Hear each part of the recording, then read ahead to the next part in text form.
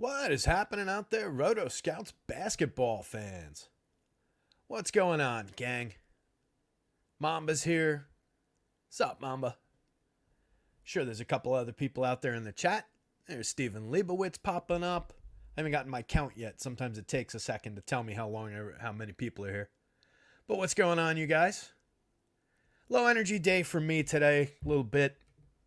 Bad news this morning. Family friend or member of the extended family passed away, unfortunately. So a little bit low energy. Just kind of one of those things, one of those days. But getting through it. Haven't spent as much time with the slate. Not that I was doing other things or that took me away from doing this necessarily, but just haven't spent quite as much time with the slate as I would like jumping on the show. But we'll get through it. Got the Sims run. Got everything up and running for tonight's 9-gamer. So we'll plow through. We'll take a look at what some of the returns look like in The Sims. Thank you, Steven. I appreciate it, buddy. Not to start the show that way. I just wanted to explain away why, if I came across low energy starting out, that's why. But not looking to make it about that. Not looking to fill the chat with all kinds of messages like that. But I appreciate it, pal. Good dude.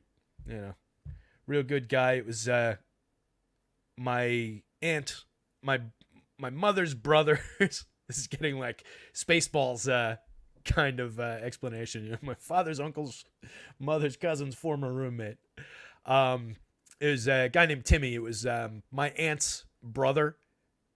So my mother's brother married Kathy's brother, Tim. But he was, guy who was always around for family events. We vacationed with him and everything.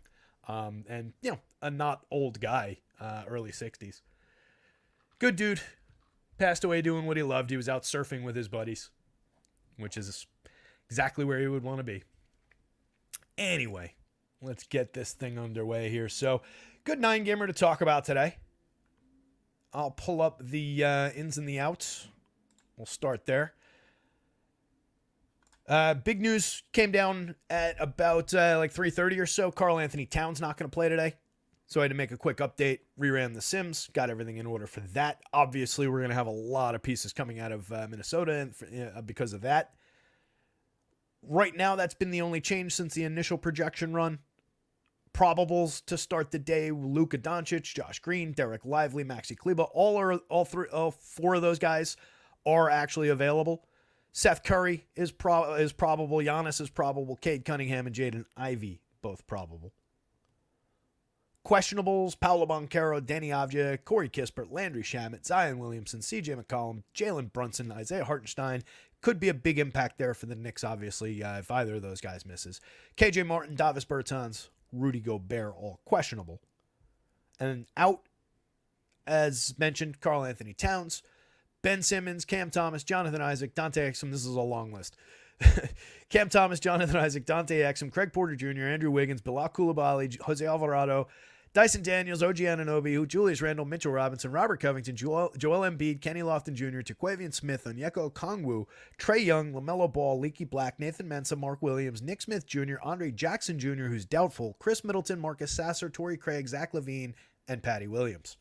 That doesn't include the Heat game, fortunately, which is the one of the last 2 games of the night. As predicted, both sites went with 9 gamers running through the 7 and 8 o'clock games. Should be a fun slate that way. We've got, 3 starting at 7, another 3 starting at 7:30, and then the final 3 starting at 8. So it's going to be a sprint. It's going to be a fun slate to play. Game environment-wise, oh, you know what? I didn't update this part of the... Let me get Pinnacle up here. I didn't rerun that line in the other spreadsheet for the Minnesota game. I assume it changed a little bit after Cat went out. So let's see. Taken from the top. 3, 4, 5, 6, 7, 8. One of these games is not in here. Which one's missing?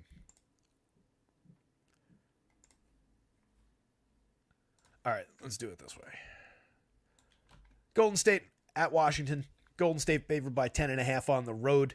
The biggest total on the slate, 243.5. Several of the Warriors looking, couple few points ahead of their standard projections. Good spot for them. A lot of points on the board. Potential for them to light up this Wizard squad. So I kind of like that spot, at least to grab pieces and parts. We'll see how they sim through. Dallas, Cleveland. Cleveland favored by 4.5 at home. 232 point total. Brooklyn, Orlando. Brooklyn at Orlando. Orlando favored by 8.5 at home. 212.5 point total there. Kind of a low end one there. Somewhat defensively oriented Orlando team where you can get one or two guys to pop on the right day. But we've got some low end projections from them, some low end projections from some of the Nets, and just that really low total, which is obviously causing part of it. But among the games that are on this slate, that is a fair chunk lower than everything else. Charlotte, Milwaukee is at 220. That's the next lowest. So you've got 7.5 points of clearance between that one and the next lowest game. So there will probably be a few pieces when we look at the board. But, if we're thinking game environment wise, that's definitely one to not scratch off, obviously. But it's one to not really get over the top on unless there's a few salary plays that come through when we look at things. Philly, Boston. Boston favored by 12 at home over Philly. Obviously, Philly still missing some key pieces. 231.5 point total in that one. New Orleans at the Knicks. Is that the one that's not on here? That is the one that's not on there. So that line looks like it's being updated. Do we get news?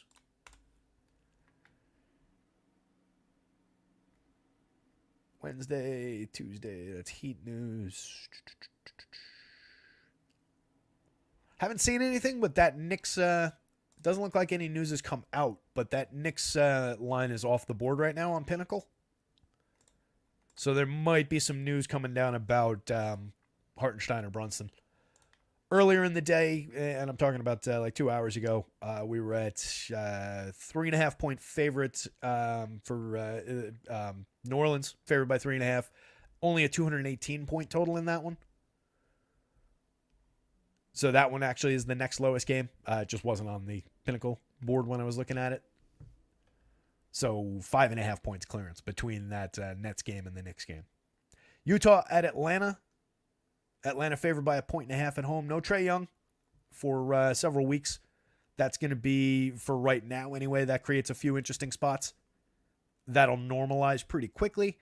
There's also some, I had a little struggle with Bogdan where he should be because he's kind of underperformed a lot in this spot this season. Nick Pelly's just popped back up. 4 points, 4-point spread, 217.5. So probably didn't come on any news. It was just being updated in the background. But that Bogdan spot is an interesting one to watch. I've got him projected above where he's been performing, which I think is the correct thing to do based on the player, based on what his numbers over time.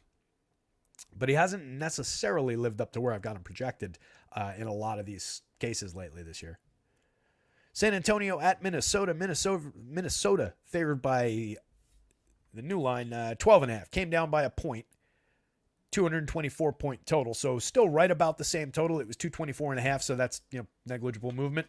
Came down by just a point in terms of the line when Cat went out. So not all that big a deal in terms of Vegas, but obviously in terms of DFS creates a ton of situations. Charlotte, Milwaukee. Milwaukee favored by 14 at home over the somewhat inept Charlotte Hornets. 220 point total there. Little bit of concern about some blowout, obviously, around that one. I think it's a case where our stars are going to get most of the way to where they need to be. We'll take a look at how they came through the Sims, of course. But it's probably the one I would sweat the most in terms of blowout.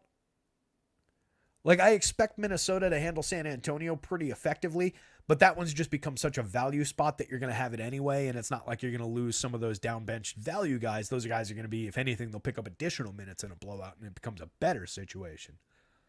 The Milwaukee side, Middleton's out.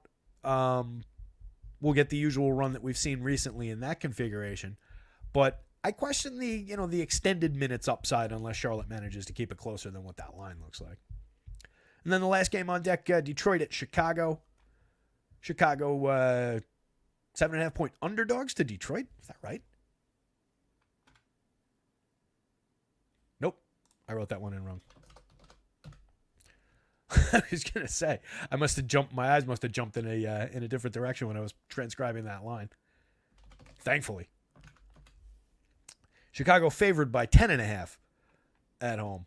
I think I put in the Miami line by accident. Doesn't affect anything. This is just me noting it down in this on this board.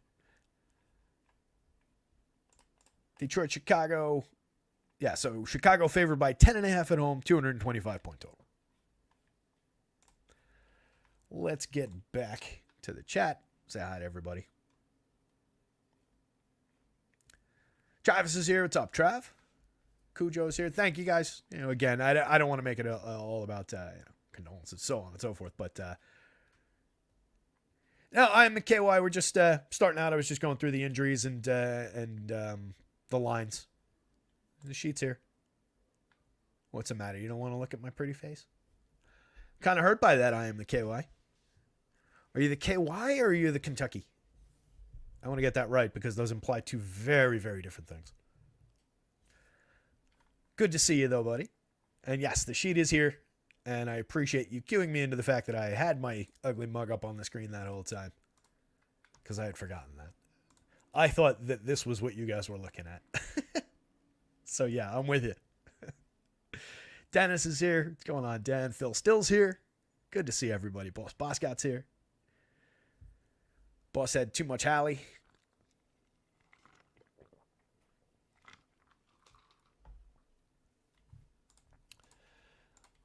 So, Kyle Anderson Day.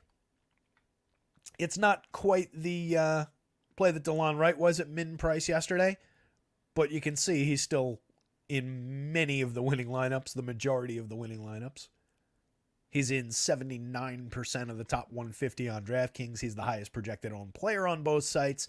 Looks very good on FanDuel as well. Not quite as good as this. 4,700 both forward spots for slow-mo versus 5,700 even with the higher cap. That's a little bit higher of a price. So I like him a lot on FanDuel. I would have a ton of them on FanDuel. On DraftKings, I think you just load up. Not an absolute lock. Like I said, I would have put Delon Wright into 150 of 150 last night on DraftKings. I wouldn't do that necessarily with Kyle Anderson here, but I think around that 80% number is probably correct. We will probably get other values to hit the board, so maybe it comes down. But that's putting 20-ish points on top of his projected ownership. Let's see if this is updated.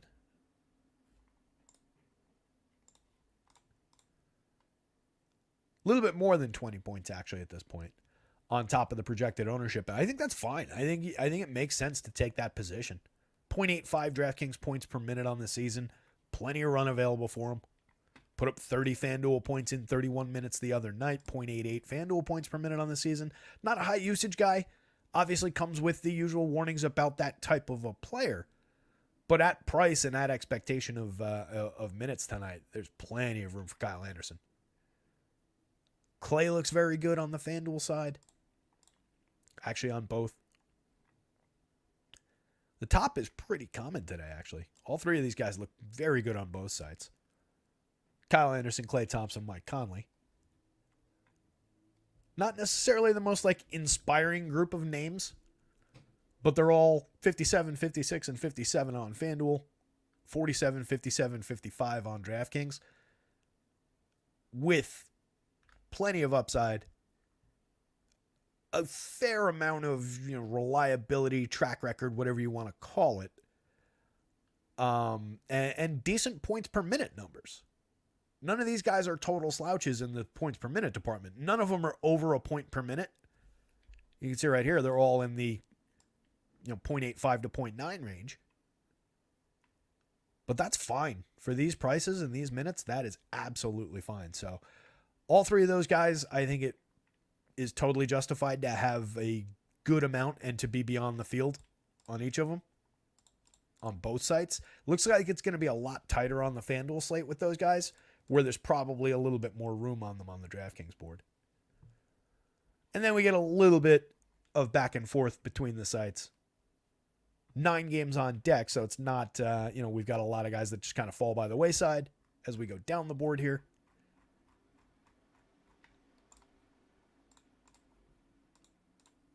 We can focus a little bit more until a really key, like $3,000 guy emerges.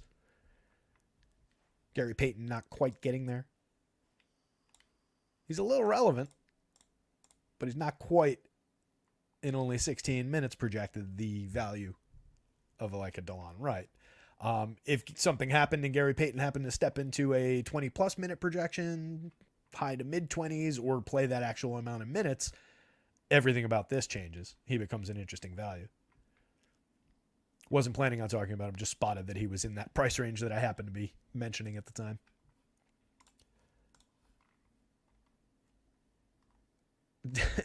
Dennis says, Clay reminds me of the ashtray I molded when I was a kid. It's got to be a weird part of parenting. Not that I have kids. I do have parents. Not that I have kids. But pretending that a child's like sculpture and artwork and stuff is the best. Something that you could actually use to. My dad smoked when I was a kid. I'm sure at various points we made ashtrays in in the 80s in art class when you did that sort of thing. So I'm sure he had some like awkward rickety like ashtray thing that I made that probably had no spots to like balance a cigarette, no little like holder things or anything, because who does that when you're a kid? I definitely let Clay beat me if he's at all popular. I think he's going to be popular. Clay is the 4th highest ownership projection on DraftKings and the 2nd highest on the FanDuel slate. FanDuel is pushing nearly 50%. Sounds like you're going to let Clay beat you tonight, Tom. What's up, Trey?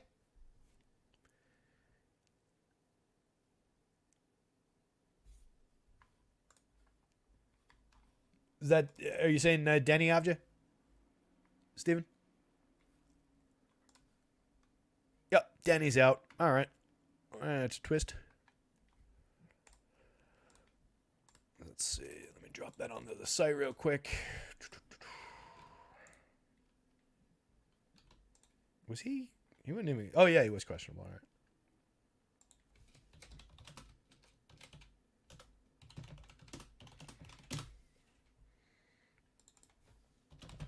Pending. Change this to post show. And it is 4:35. All right. I just dropped that onto the site as a note for now. Get that updated afterward. Impact there. Let me take a look what they have been up to. Let's see. That's same as the last game, which makes it easy.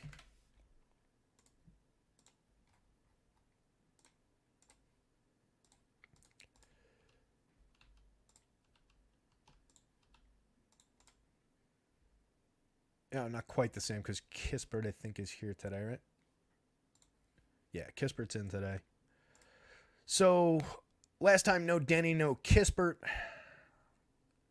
Landry Shamet got 37 minutes. Bagley got 33, 35 for Tyus Jones, 38 for Jordan Poole, who had been in at 22 the game before that, 30 the game before that. He's been all over the place. Kuzma got 39, his usual, extended run. Koulibaly's out as well today. He got 6 minutes in that game. I'm not sure. I imagine that's where he got hurt. And then Jared Butler, Patrick Baldwin, 12 minutes, 9 minutes. Rashawn Holmes played 15 in that one. That one's a mess. I would expect we'll see additional minutes from where it's projected now. Kispert will pick up a few, I expect here. I've already got Shamet getting some. He might get a couple additional. Probably not, though. I don't want to go too far with that. Handful go to Kispert, and then there's probably just a handful down the bench. I think these just get spread out because I already had like Baldwin's got 4 minutes, Butler's got 4, mid-teens for Johnny Davis and Rashawn Holmes already.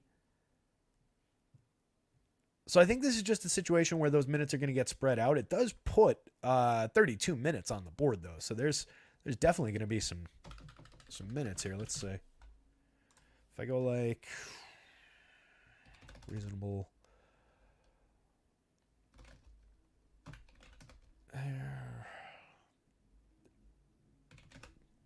reasonable, one more for him.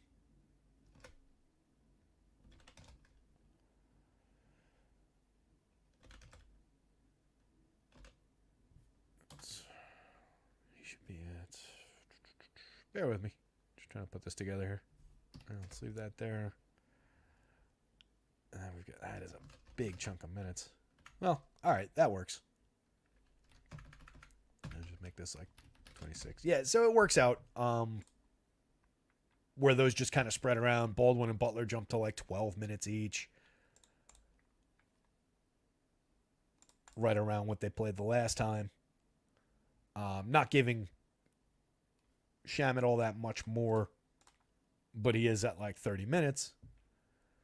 Poole into the low 30s. Tyus Jones a couple additional. Kyle Kuzma like 2 additional.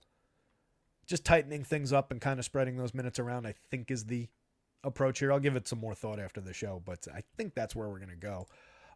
So let's see if that creates.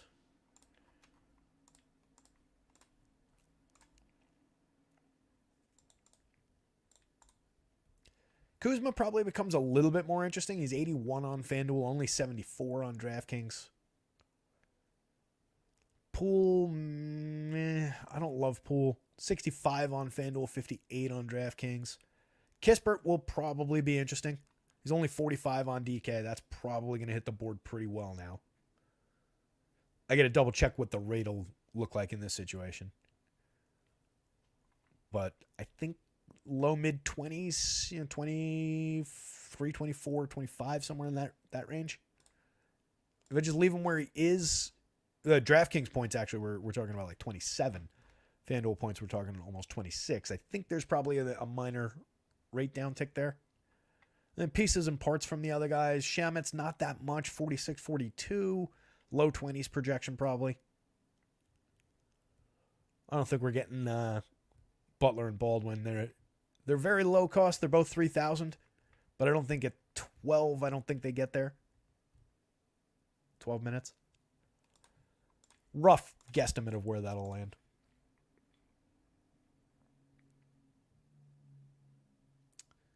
Dale's jumping on the fade Clay bandwagon. Look what you started. Look what you started, Dennis. 80s, baby. They smoked at all our birthdays. Yeah, Cat we got. Hero's not on the slate, fortunately.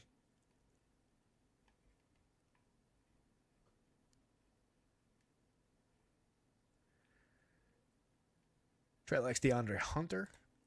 Let's see where he landed. Is he on the board?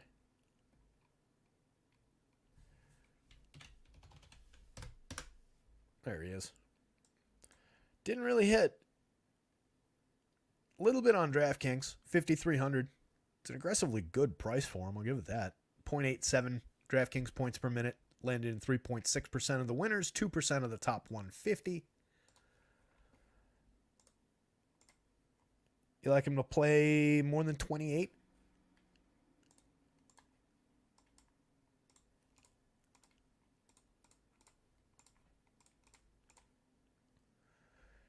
$28 last time, 25, 28, 28. Kind of right on the nose there. That's where I've got him.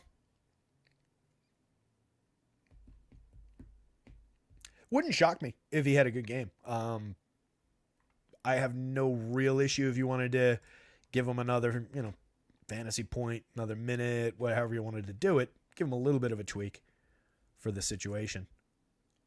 Not like a whole, full-throated endorsement of that position, Trey, but, I don't think even with these sim results, I don't think Hunter's necessarily a bad option. It's probably more just like an is who he is kind of a situation. But definitely who he is a pretty good basketball player. Do I have Wowie still up? I don't.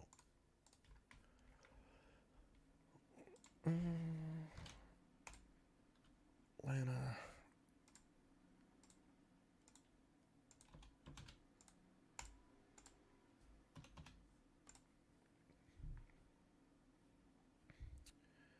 In just 150 minutes for Hunter this season, 312 possessions with no Trae Young, no Okongwu on the court, just as a quick shorthand version of this game. It's a fairly small sample, 0.85 on FanDuel, 0.90 on DraftKings, which is, I believe, like exactly who he is. Yeah, 0.85, 0.87. Basically, it is who he is spot. Let's get into some positions, I guess, here. Yeah, of course, but no worries. Where's Podziemski owned compared to Clay? Obviously, we're not giving away the exact numbers, but we can give a general idea. One of these days, I'll crack how to actually project ownership well. Podziemski, that's what you asked about. Significantly lower.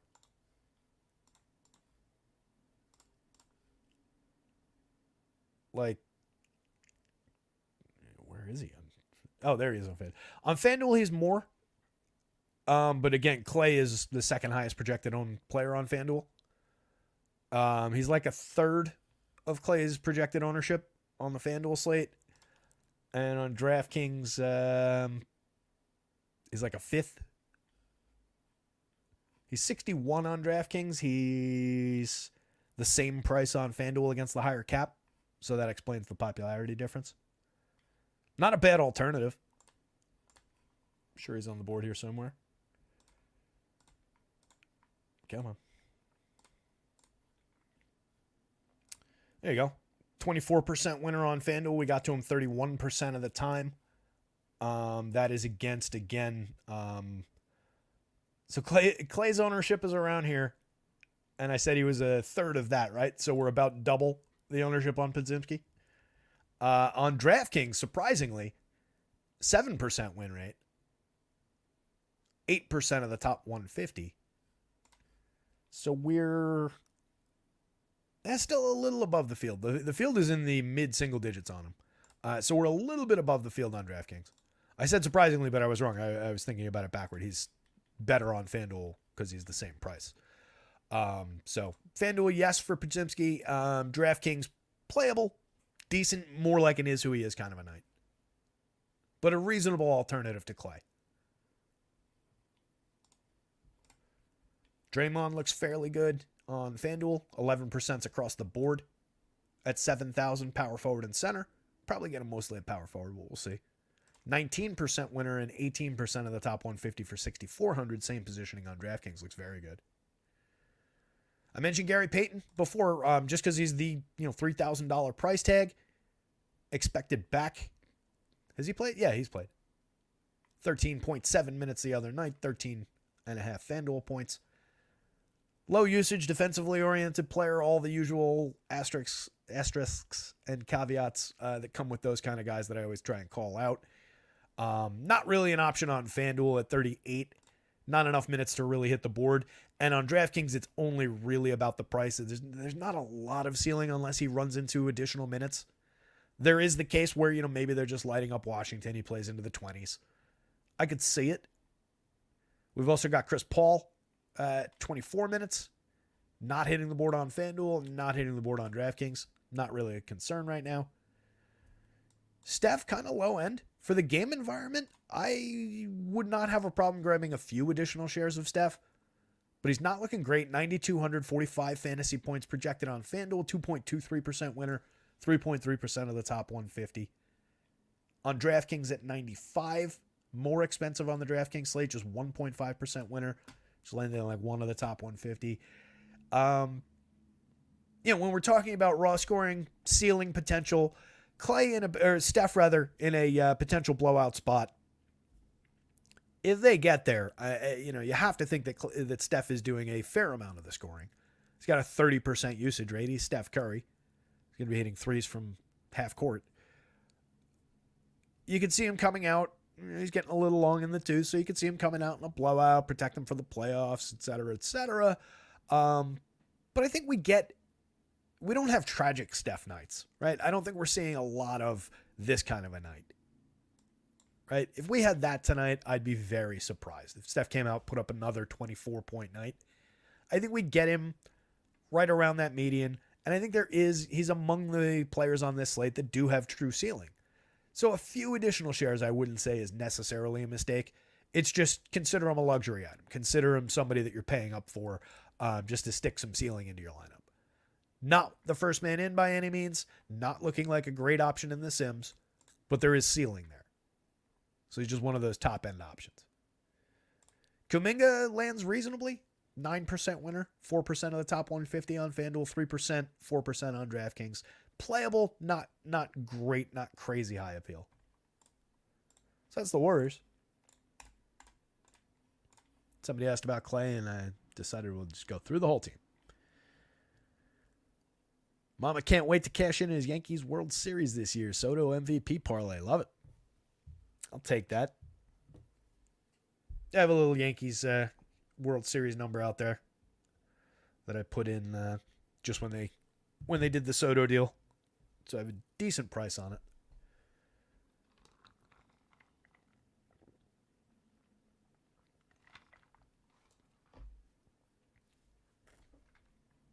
Ohtani hit an oppo bomb. Maybe Dodger fans will show up in the first inning of games now. They're going to have to build a few more highways around Los Angeles to make that happen, I think.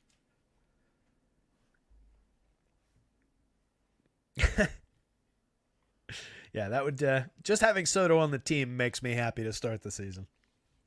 Until these assholes start booing him. That will be the worst. If he starts out slow, these assholes start booing him. He's on a 1 year. Decides he doesn't want to come back. That would be the worst possible outcome. So let's root against that. But yeah, as you guys know, whoever's watching me for MLB, I've been calling for the Yankees to go get Soto for multiple years now. So yeah, that makes me very happy to have him on the team. Let's look at some guards. Kind of a casual tour through the slate today a little bit. Answer some questions. If you guys want me to look at specific teams, specific spots, let me know. But we'll make our way through here and look at some of the position by position. Sorted by DraftKings, as usual. So you see there's a pretty distinct cut point. Double-digit win rates. We've got 14 guys in double digits, and then another 11 guys above 5%, between 5 and 10%. So for a big slate, it does, like I was saying before, it renders some of the down bench guys with mid-type minutes, mid-type prices, or even some of the stars like a Donovan Mitchell, 9,900. Love the upside, love the scoring potential. We got to a little bit more of them in the top 150 than what those win rates would suggest on DraftKings anyway, right about the same on FanDuel. But he becomes, less appealing on a slate like this. Just better options abound above him from all kinds of price tiers. Anthony Edwards, 9,000, pretty comparable player. DeJounte Murray in this situation, 8,900, pretty comparable player. 86 for Dame, 81 for Cade. There's just better options. So a lot of those guys fall by the wayside, land in single digits down the board here. And it becomes, oddly, by adding more games, and at least right now where there's not, there's good value plays, but there's not $3,000 value plays. There's slow-mo type value plays. So right now it's a little bit tightly packed. Top of the board's Clay. Mike Conley right behind him. We talked about those two guys at the top of the show. But just plenty of potential there. The right price for both of those guys in these situations. I like the spot on both. 44% winner for Clay on FanDuel, 66% of the top 150, 35% winner on DraftKings, 42% of the top 150. You can take a little less play him around the field. You can definitely, though, based on what we're seeing in these sim results, you can definitely get over the field on Clay today. Mike Conley, same story. 67% of the top 150 on FanDuel, 56% of the top 150 on DraftKings. Just looks like a good option. No cat there. Other guys are going to step in, obviously pick up a little bit of additional usage, but you can see Conley taking a few additional shots and then continuing to just do the usual Mike Conley things that make him a decent value play at those prices anyway. I like that spot.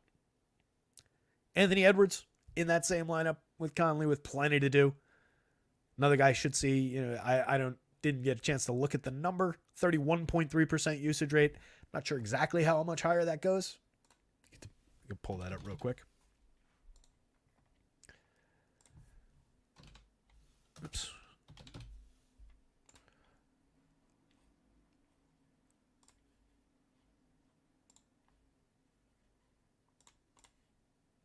%35% in 527 minutes, 1,075 possessions since the start of November.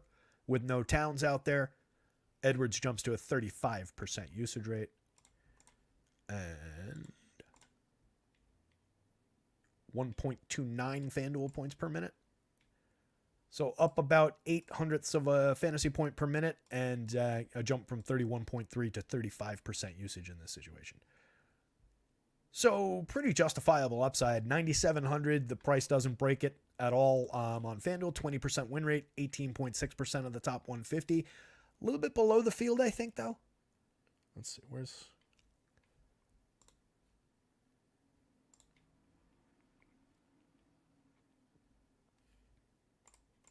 did I say it was? 18%. Right around the field on Edwards on FanDuel. On DraftKings, I think we're a little ahead of the field. Minnesota.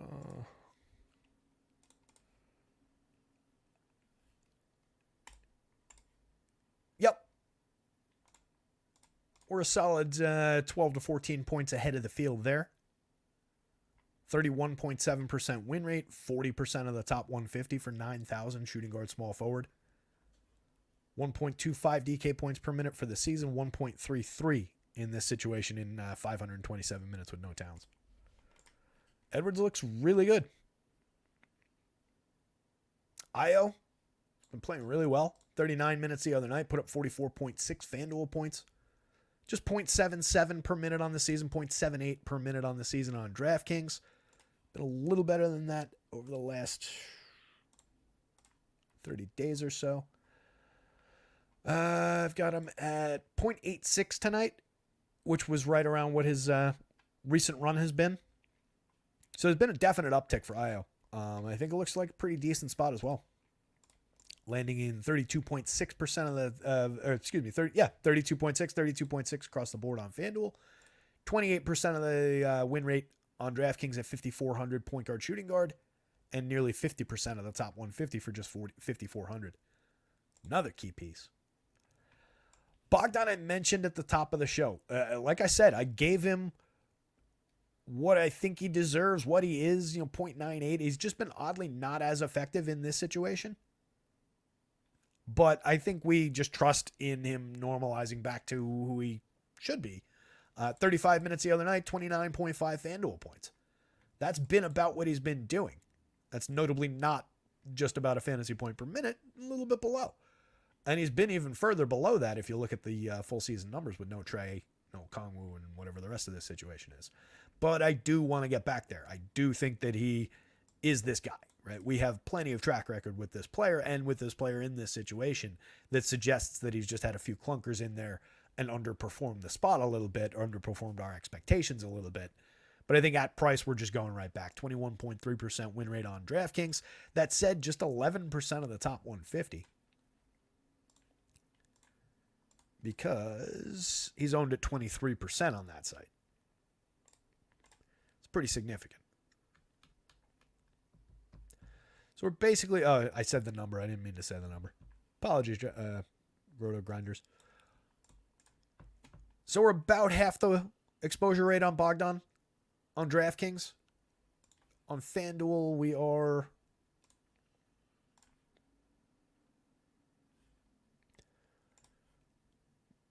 below, but not nearly half. So I think he's very playable, but he's also popular. His popularity is probably extending a little bit beyond where it should be.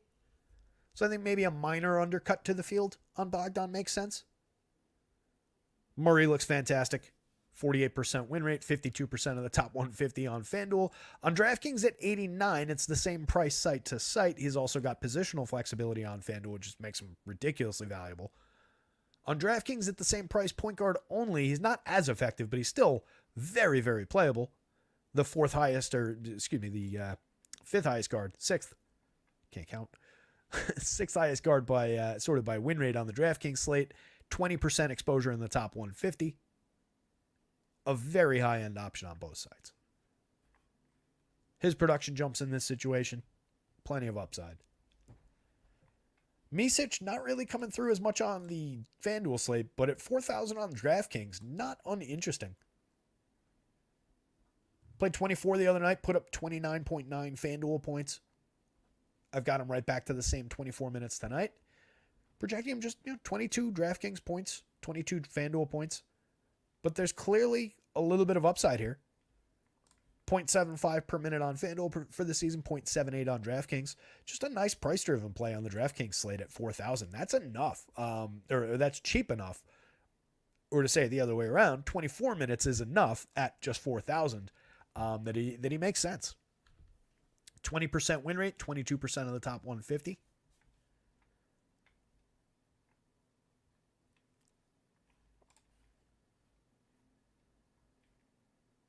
Braves remind me of the ugly chick I took to the prom. She always looked better from on. Ooh.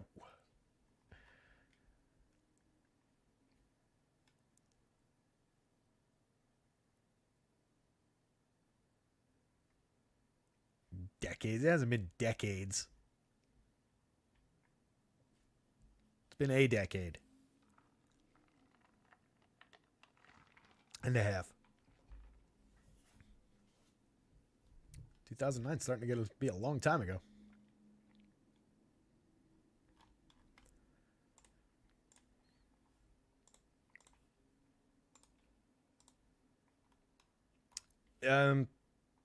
Shingun's not on this slate.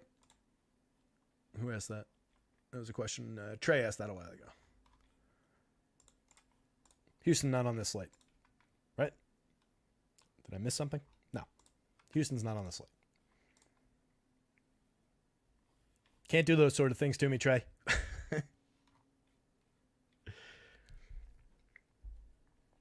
Y'all had like 20 World Series back in the early 1900s when there were like 10 MLB teams, so calm down. That is wildly inaccurate. They had no World Series in the early 1900s. They started winning them in the late teens in the 1920s when they had Babe Ruth, Lou Gehrig. And then they won like 4 out of every 10 World Series in the 20s, 30s, 40s, 50s, 60s. They won, 2 in the 70s? Then there was a long stretch from 77 to 96. Kind of a similar stretch like what we're in right now. That was the beginning of my life. 79 to 96 was a long period of time to be a Yankees fan. And then we had that little stretch of dominance that you might remember through the 90s. Pretty sure we beat your team in there. Pretty sure I was at that game. So, I feel like there's a pretty long stretch of dominance for those 28 titles. Just one in this century, though. I'll give you that. Or 2, I guess. 2001 starts the century, right? So they won the last one of last century. Should have had that 2001 series. I think I've told you guys before. I was in China for that business trip. And I got to see like a couple innings of one of the games. It was like 4 o'clock in the morning and it was like, ultra special. We're going to put one of the games on TV. And it was just like, I was just shot. It was, I think the Pettit start. I think one of the ones where they got like way behind early. I forget how the game went. But I've to this day only ever seen like the highlights of that World Series. Such a great World Series too. Anyway, a little bit of a rambly show today. Taking some detours. What else we got here? Caruso looks decent on both. I think I'd rather have Io, but Caruso looks pretty solid. Kobe White also right there. 15.39% winner for Kobe White, 11% of the top 150 on FanDuel. Caruso basically doubling those numbers, 21.09% win rate, 20% of the top 150 on FanDuel. On DraftKings, it's a little bit different, 18.7% win rate, but of 14.6% exposure rate for Caruso at 5,200. And then Kobe White comes in, 17.4% winner, 21% of the top 150. So it looks like we're getting a little bit of Kobe, a little bit of Io on the DK slate. I think that's interesting. Plenty of room for Chicago to light up that terrible Detroit team that almost beat my backup Knicks yesterday.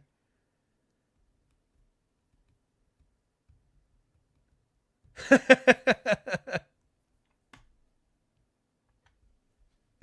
never thought about that, son. That is incredibly apt. 2001, watching MLB at 4 a.m. while in Asia. 2021, watching Asian baseball at 4 a.m. while in the U.S. Life is weird. That is a very astute point, my friend.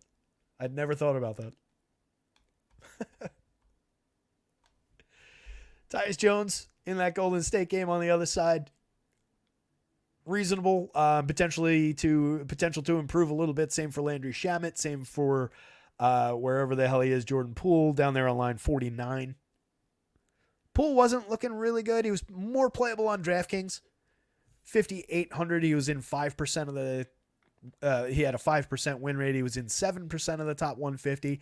So we were getting him a little bit ahead of the field on DraftKings. This will probably go up a little. I had him at 30. I'll probably have him at 33, somewhere around there. I would have to expect that there's reason to believe that he sees a few additional minutes even with all the issues. Did play 37.5 the other night. You would have to assume, if you do like narratives, that there is revenge in his heart. That said, if he tries to take that revenge, Draymond might just knock him out again. But there's upside there. I mean, 45.5 FanDuel points in 37.5 minutes the other night. We're above his season-long production in that game. We've seen him be a point-per-minute type guy in the past, just not this season in this terrible situation that he's been in with Washington, but still drawing nearly 25% usage. So reason to believe in Jordan Poole a little bit. I just don't want to get too excited about it, and obviously it wasn't coming through the Sims, but it will come through a little bit stronger. On FanDuel, I still don't think we really get there at 65. 58 on DraftKings plays well enough that this will probably go up. It'll probably, call it like 8% win rate, 10% of the top 150. It doesn't become a lock or anything like that, but probably lands, more in this kind of a range.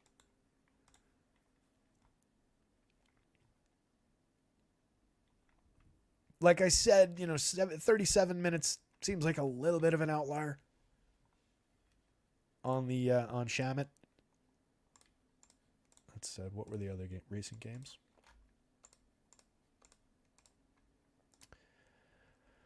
$37, 19, 5, 17, 14.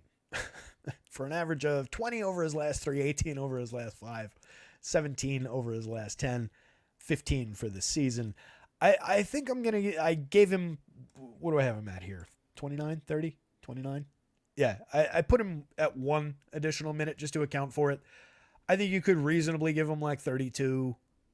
Just like I said, I'm just going to kind of take those minutes and spread them around from Denny not playing. I don't think it's really reasonable to give him anything in like the mid-30s, though. Sexton looks good. 25% winner on FanDuel, 20% of the top 150. On DraftKings, 10% winner, 16% of the top 150, though. That's interesting. Let's see what the ownership looks like there. Interesting discrepancies against his ownership.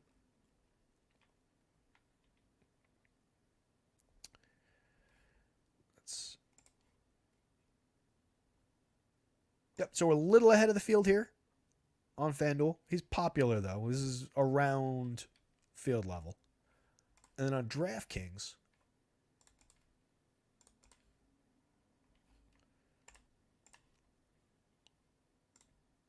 that his ownership is a little lower than that win rate, so we're not quite double the projected ownership on Sexton on DK at 16, but we're approaching it. If they're off by a couple of points, it'll be about double the projected ownership. So not one to run away with, but probably one to be a couple points ahead of the field on. Reasonable expectation of upside there. Dame looks all right. Kind of an is who he is spot, but 8,600, it's a pretty good price for Dame. You just worry a little bit about the closing run. They're lighting up Charlotte. Does he get to his 36 minutes, or is it more like 32? The other night played basically 36, put up 46.9. We know there's more ceiling than that on the right night. Just 5.3% of the top 150 on DraftKings against a 9% win rate. On FanDuel, we definitely got to him more. 15% winner, 13% of our top 150.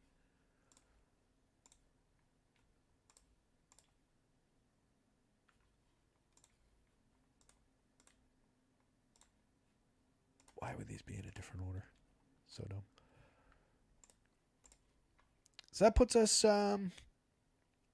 behind the field on him on both sites. But with a reasonable amount of exposure, it's probably, cut the field in half. I think you're okay on Dame. There's enough ceiling there. Let's look for some outliers site to site here. We do have obviously playable guys at least down through these 5%ers.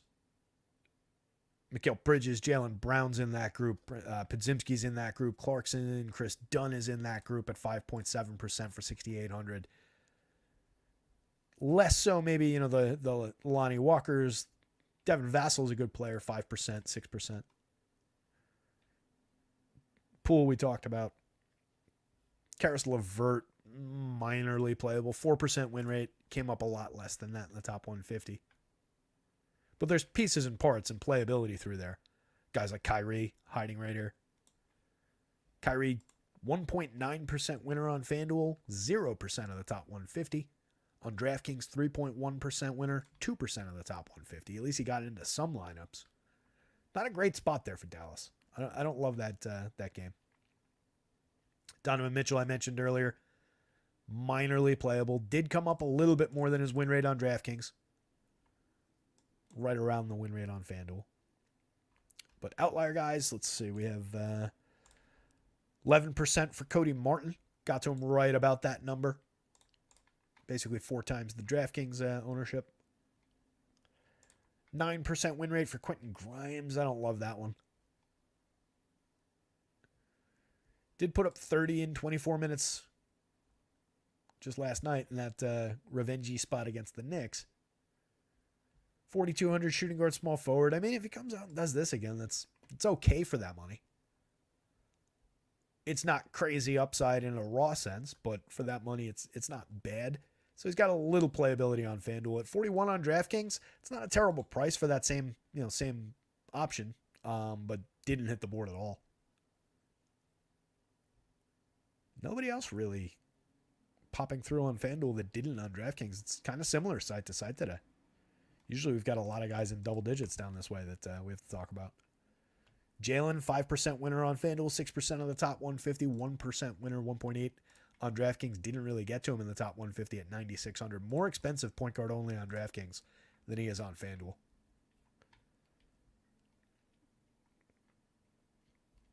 There's Steph, Derek White. Like I said, there's a lot of... Look at this group. Luka, Tyrese Maxey. We'll skip over Pat Beverly. Jaylen, Derek White's fine. Steph, that's a good group of players right there. But very low win rates. No exposure to Luka. I don't love that. No exposure to Maxey I can deal with. No exposure to Luka. Maxey going up against Boston. Still no Embiid. He's been doing everything that he can. But DFS-wise at 93, I can get behind the not having many or even any shares of him on FanDuel. At 88 on DraftKings, we got to him a little bit. 3% exposure against a 1.9% win rate. But no Luka on either site. That's that's a big meatball to leave on the table there. That's not a pun of not a crack about Luka's weight. I I would probably, if I were playing 150 tonight, which I'm just, again, throwing in a couple on FanDuel today, just at that point of the season, really. But I would probably, make sure I had a couple shares of Luka in 150. If I'm just throwing in a few, I don't really need to go there since he didn't sim out well. But one of the highest raw projections on the slate, if not the highest, one of the highest per minute rates on the slate. And clearly, obviously, one of the highest overall raw ceilings on the slate. Just going up against a pretty decent Cleveland team. Pretty decent defensive team. So just has an impact on most of Dallas's numbers. I don't really love Dallas today. That said, I never really love seeing zero Luka. You're going to need 80-point ceiling games to win tonight. Yeah, I'm with you. And that's where, I think Luka falls short of that mark for 12,000 and change. Mamba, probably Edwards. I haven't fully reconsidered Wemby, though, in the changing situation for Minnesota. But it's probably Edwards given how good he looked. Right here. Versus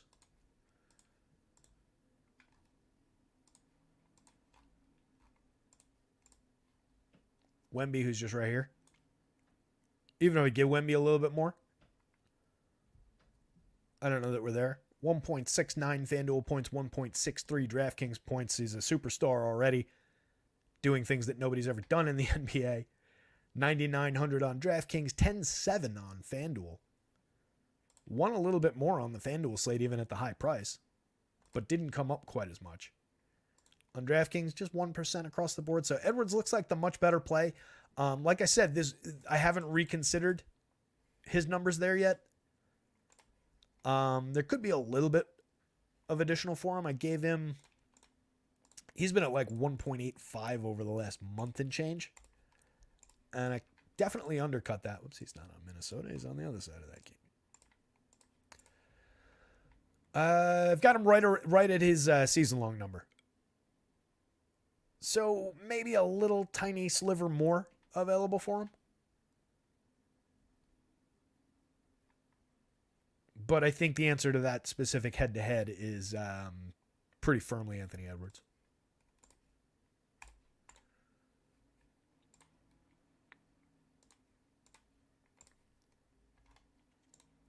Let's jump over to forwards. I think we said what we needed to say about guards. We're also an hour in, coming up on 5:15. Goes fast. Slow-mo, top of the board as discussed. Klay Thompson, number 2 on the board as discussed. Pretty straightforward there. Anthony Edwards, we've already talked about him and just mentioned him yet again. John Collins, we haven't touched on yet. 21.3% winner on FanDuel, 34% of the top 150. Looking very, very solid on the FanDuel slate. On DraftKings, 22% winner, 18% of the top 150. Probably a little overpopular on DraftKings.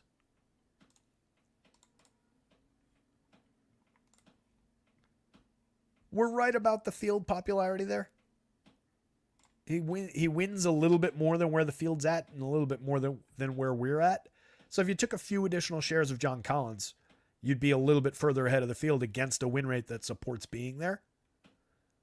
It's probably just a case where we landed here and around the field because there's just a good distribution throughout this position. But I think Collins does look like a decent option. Vooch, kind of an is who he is, spot on FanDuel. 11.9% winner, 14.6% of the top 150. Definite upside against Detroit. On DraftKings, looks a little better than that. Only 7,800 over there, power forward and center eligible. 21.3% win rate, 19% of the top 150. Just getting that positional flex is pretty valuable on a guy like Vooch. Zinger kind of looks similar to Vooch, where he's mid-teens on FanDuel across the board. 20.8% winner and 25% of the top 150 on the DraftKings slate. That interests me enough to take a look at. He's the highest owned Celtic on DraftKings. We are 10-ish points ahead of the field on Porzingis there, though.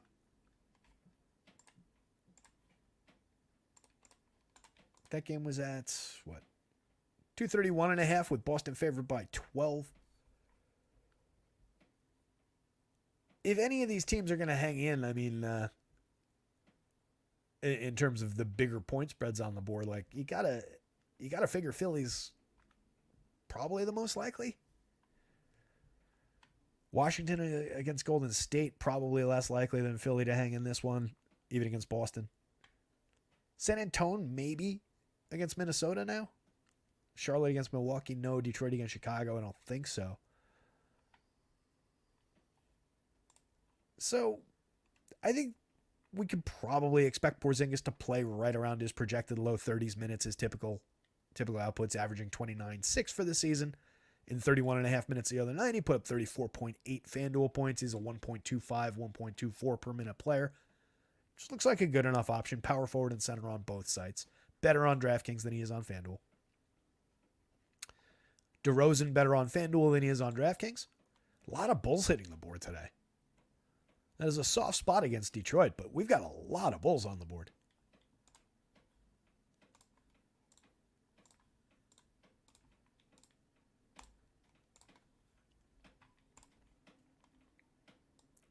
That is a hefty on both sides. Those top 5 players for Chicago, that's 124% ownership shares, average of 24.8% on DraftKings in our top 150, average of 22% in our top 150 on FanDuel, 110% of our total ownership. Hefty on the Bulls. Again, they're favored by 10.5. 225 point total. Not the highest, not the lowest in terms of the total. There's 3 games in the 230s. There's the one in the 240s. And then there's that one as the next highest. Kind of a gap between 231.5 between Philly and Boston. And then it drops down to 225 with this game. A lot of Chicago, though. None of the downbench guys hit the board at all. I've got all their minutes, clipped. These guys obviously getting a healthy dose of minutes. But yeah, that core group for Chicago is looking really good. Message we talked about. Oh, we're back. I forgot. Got to resort. So Denny's obviously off the board. Kuzma will pick up a little tiny bit. I expect there's a little bit of a rate bump there, and then, maybe I'll give him one additional scrap minute just to account for all the minutes I need to make back up. Cam Johnson looks... so Denny will probably hit minor playability on FanDuel. He's only 1.6% win rate, 0.67% of the top 150 initially over there. But on DraftKings at 7,400 power forward and center, 7,400 power forward and center, Kuzma actually looks pretty decent. 15.7%, 17% of the top 150. And give them, like I said, a tiny slice more than that. 7,400 for a 30% usage rate guy. Not a bad price. A guy putting up 1.21 DraftKings points per minute. Not bad. You're getting 1.24 DraftKings points per minute for 81 out of Lowry Markkanen. That's a pretty, 300ths of a point per minute is pretty negligible when it comes with a $700 price difference. Obviously, slightly different positioning. You could look at the 1.13 per minute that you get for 7,800 out of Vooch. It's a reasonable comp. 7,400 right here. Vooch at 36 minutes edges him out projection-wise a little bit, but if I even those numbers out, that gets competitive. Not a bad option for Kuzma at that price. Cam Johnson, reasonable on the FanDuel slate, 11.3%, 15% on DraftKings. 15% win rate, 30% of the top 150. 4,800, that's a big number for Cam Johnson. It's projected at mid-single digits. We're 3 times the exposure rate on Cam right now.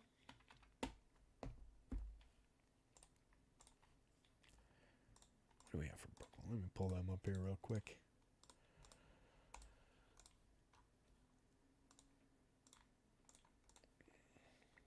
So, no Ben Simmons, no Cam Thomas for Brooklyn tonight. Obviously has an impact.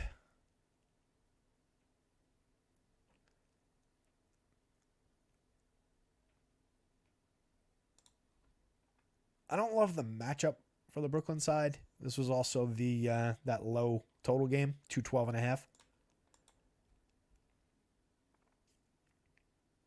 The thing is, I've got him under his per minute production for the season by, a little bit, and he's still coming through pretty strong.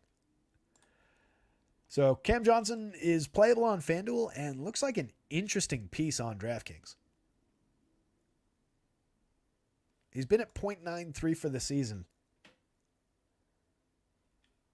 On the FanDuel scale, he's been at 0.90. And I've got him on the FanDuel scale at 0.85. So again, 0.05 of a point. You're not talking about a giant gulf, but over 32 minutes, it becomes a little bit.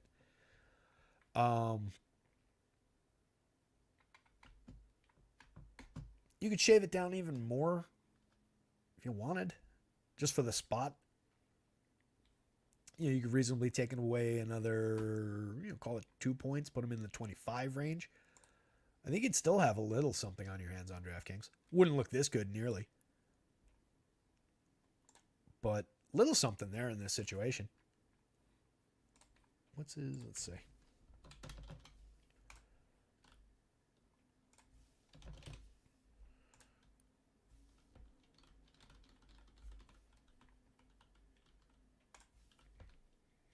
Who else is not here? No Ben.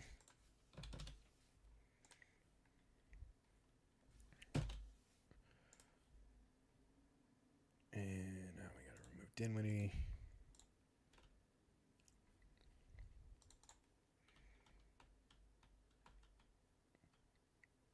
Not at all helpful. 161 minutes this year. No Cam Thomas, Ben Simmons, or Spencer Dinwiddie. Cam Johnson, 161 minutes, 315 possessions. 0.89 per minute on DraftKings, 0.86 per minute on FanDuel. Right about where we've got him. If we're right, he looks like a pretty good play on DraftKings. If we're wrong, I think he's still playable. I think it probably looks kind of like these FanDuel numbers. Where it probably hurts us more if we're wrong is on FanDuel. If we're here, it probably cuts down, more to this kind of a range. No, I don't think that low. But it's probably more impactful on FanDuel. I think you've got enough leeway on DraftKings where maybe you don't want to run him up to like 3 times the ownership. But I think he does look like a decent option for that 4,800. Wish we had the positional flex. Otherwise, looks reasonable. Jason Tatum's always playable. Another one of these, just high-end star caliber guy, pay-up option, luxury item, whatever we want to call them. Both forward spots on both sites. 10,000 on FanDuel, 9,800 on DraftKings. 1.3 per minute on FanDuel, 1.35 per minute on DraftKings. Got a little bit more of them than his win rate, 16% against 10.7 on FanDuel. A little bit less than the win rate on DraftKings, where he's cheap. Let's see. Boston. That is a couple points below the projected ownership, but not by much. Projected ownership is between these two numbers. I have no issues being at or at the field, even at that win rate, couple points ahead of the field. It's Jason Tatum. No real issues with it.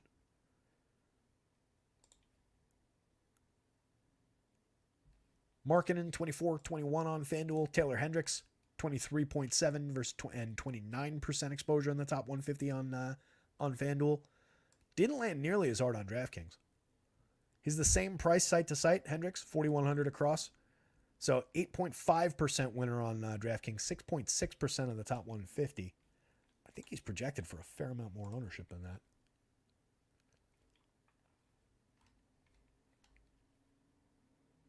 Just reloading it to catch the most recent.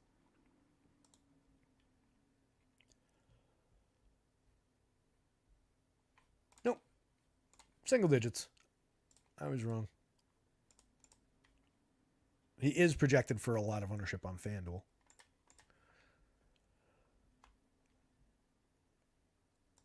We are still ahead of the field, just barely though. This is basically with the field on FanDuel on Taylor Hendricks. and right around on DraftKings as well. So basically with the field on both sites. It's playable on DraftKings. Looks good in a win rate, points per dollar kind of a sense. But the field is definitely going to be there on him on FanDuel. Markkanen, we're a couple points ahead of the field on him on the FanDuel slate. Probably right around the same level on DraftKings. Yep. A little bit further ahead of the field on him on DraftKings. Oh, no, excuse me. I'm wrong. I was thinking 20. Right around the field on both sites on Markkanen. 1.2 on FanDuel, 1.24 on DraftKings. Is who he is kind of a spot. A little better than that. I got to remember how I use these little terms that I make up. He's kind of is who he is on DraftKings. A little better than that on FanDuel. Basically doubling that up on FanDuel. Giannis, another star. Not looking great. Looks a little better than Luka did. At least we got to him. So between the two, looks like we're getting more Giannis than we are Luka. 4% of the top 150 on FanDuel against a 3.2% win rate. 4% of the top 150 against a 7% win rate on DraftKings. Unless we get a clear-cut $3,000 type value guy emerge, I don't know that we're going to get to these stars in abundance. That's about half the projected ownership for Giannis. I think you can get out to the field. It falls into that bucket, obviously, of it's Giannis. 1.64 FanDuel points, 1.65 DraftKings points per minute. Notably, on FanDuel, being outperformed by Victor Wembanyama by 0.05 of a fantasy point per minute. 1.63, 1.65 on DraftKings. Pretty damn close. 9,900 for one, 11.5 for the other. That said, again, Wemby didn't really come through. Might give him a little bit more, but didn't really get there. If I gave him the additional 6 minutes that Giannis has, he sure would. Jalen Johnson, 12% win rate on FanDuel, 14% of the top 150. Sadiq Bey, I skipped over, 16.9% win rate on FanDuel. He's just at 6.4% on DraftKings, and then Jalen's just in the threes.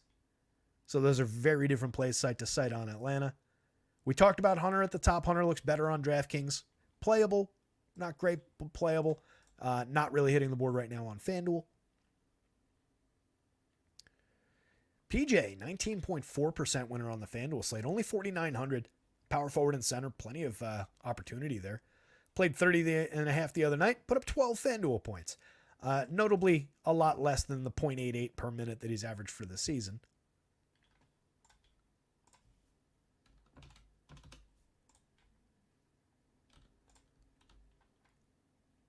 Come on, Wowie.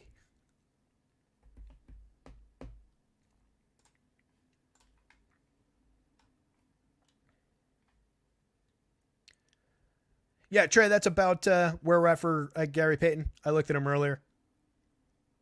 He kind of landed in front of my eyes just because of that $3,000 salary. I've got him at 16, and he was coming through, just kind of all right as a price-based play on DraftKings. I'll just jump back to it.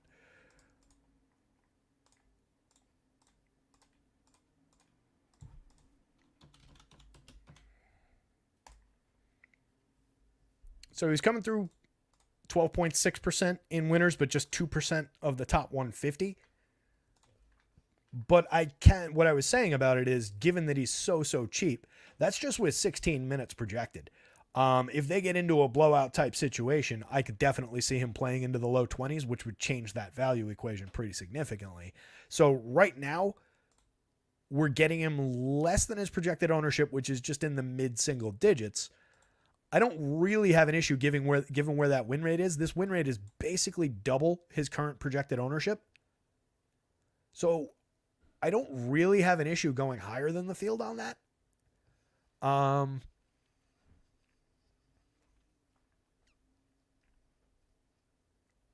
It's kind of curious. It must just be a ceiling against minutes kind of a thing. It's standard deviation. When the Sims run, his standard deviation is probably pretty low. But that's a low ownership number. I would have expected, just if I had just gone in blind, like, what do you think of where the sim would have been? I would have said probably a little bit more around the field or even maybe a little above given that win rate. So I do think there's a little bit more on the bone there for Gary Payton on DraftKings. Not really at all on FanDuel. 3,800 didn't really hit. If you give him a little bit more, he would hit a little bit harder, but I don't think he's going to become a priority. Where he could very rapidly become a priority, though, is on DraftKings at 3,000. I don't think we're going to know that before the game starts. That's the only problem. It's going to be like a fourth quarter thing. But I think it's probably justified to have a few extra shares, and he is, again, one of the only reasonably viable guys in that price tier.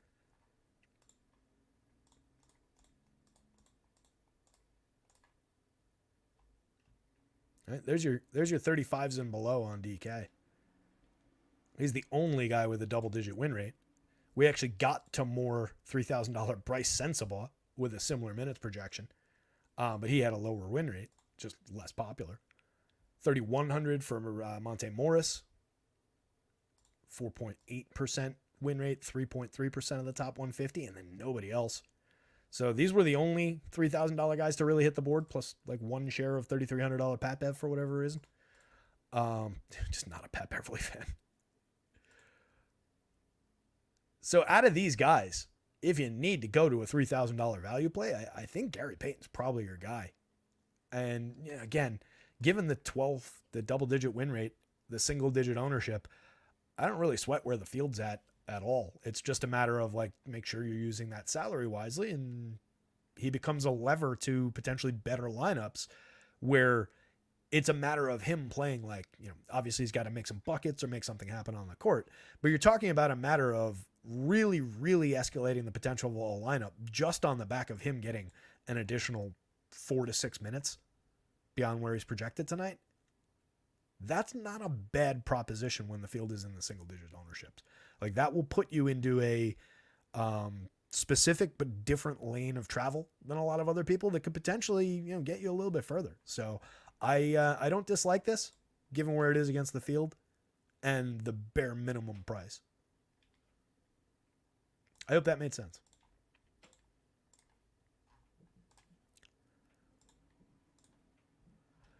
I don't think we said everything we needed to say about forwards yet. Let's see. I was looking something up. Let me jump back to Wowie and see if I can figure out what that was. The hell was I talking about? I pulled up Dallas. Who was I talking about on Dallas? Wasn't Luka.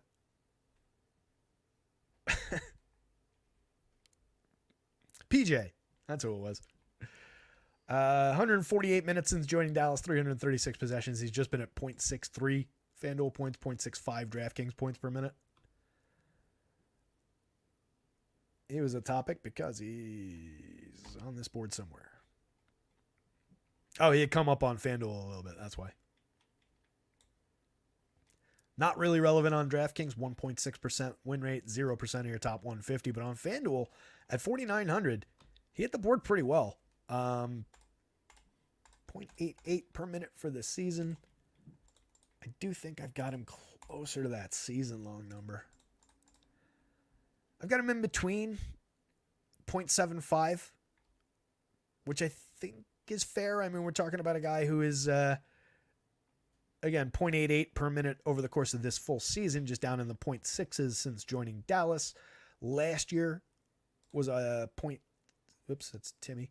Was a 0.89 per minute player. Earlier in this season had been in the 0.9s. So I think it's reasonable to split the difference there. Makes him land a little bit on the FanDuel slate. And I think he's actually one of the better pieces from Dallas in the entire, on either side. Like I said, we weren't getting much Dallas. Not getting any Dallas among the forwards on DraftKings. I don't think we were getting any of the guards or centers. Yeah.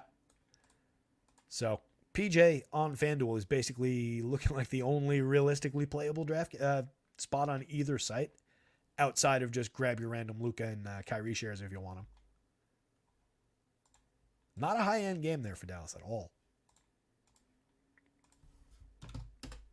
There were a couple other guys we got to hit on in here. Let's see. Sensabaugh, who I mentioned, no joy whatsoever on FanDuel. 0% of the top 150, only like one or two of the winning lineups. On DraftKings, though, at that $3,000 price, he did hit the board a little bit. 5% of our top 150, 7.3% win rate. Just a 15-point projection, but you get him into both forward spots. He's the dead minimum price. Some of what I said before about Gary Payton applies, but Gary Payton's got a better per minute rate. I think there's more realistic upside for Gary Payton to play a few additional minutes beyond where we got him projected.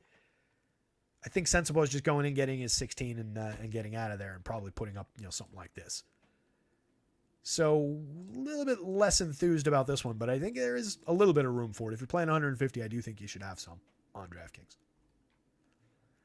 Sadiq Bey, I think I hit him as I was going through this quickly before, but nearly a 17% win rate. Against his popularity, came up a little bit less, but highly playable on FanDuel. Less playable on DraftKings, but a 7% win rate, 6.5%, 2.6% exposure. Bridges, don't love the game, like the player. Minorly playable on both sites. Is who he is kind of situation. Jalen, probably a little better in a raw sense than what these numbers look like, but just looks like a playable piece today. Just a little under 3% across the board on FanDuel, 5 to 6% across on DraftKings. Jalen we talked about, PJ we talked about. This is where we were. Dorian Finney-Smith had an okay day yesterday. I wasn't overly enthusiastic about the play, but he looked decent. He was simming out pretty much where he is today again. Not at all on DraftKings at 4,000, but at 41 on FanDuel with both forward spots eligible. He played almost 25 minutes, put up almost 32 FanDuel points last night. It's not ideal, and I do still think that there's a fairly capped ceiling there. Outside of a day where he randomly stumbles into like 30 rebounds somehow. 0.71 per minute over the course of the full season, 13.5% usage rate. But that's why he's 4,100. So does 32 points get us there tonight on FanDuel for 41? Since it's giving us access to some of those higher end guys. He's not a critical piece, but he is probably one of the, maybe underappreciated pieces of moderate value on the FanDuel slate. At least one to have an eye on, make sure you get a couple shares of. But again, not explosive upside. His ceiling is somewhere around this 32 that he put up last night. How many times are we going to see DFS get into the 40s? I don't think it's many.